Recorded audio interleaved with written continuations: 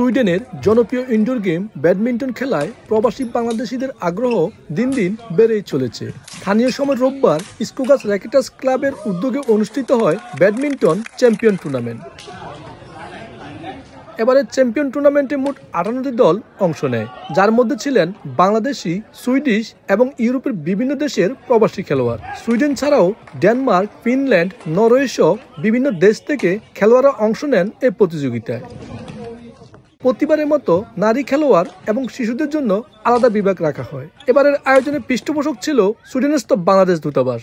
Sponsor হিসেবে ছিল McDonald's, Qatar Airways সহ বিভিন্ন আন্তর্জাতিক কোম্পানি। এই খেলা শুধুমাত্র খেলা নয়, এটা বাঙালিদের মাঝে এটা ঐক্য, সম্প্রীতি এবং দু দেশের মধ্যে কালচারাল মত বিনিময় প্লাস সাংস্কৃতিক বন্ধন হিসেবে কাজ করে। যখন আমরা টুর্নামেন্টগুলি আয়োজন করি, সেই আয়োজনে আমাদের মধ্যে একটা স্বতঃস্ফূর্ততা থাকে। শুধু নট অনলি কে প্রাইজ জিতবে সেটাই বড় কথা না, আমাদের মধ্যে এই আনন্দটা থাকে যে আমরা বাংলাদেশের মধ্যে একটা মিলন মেলা হয়।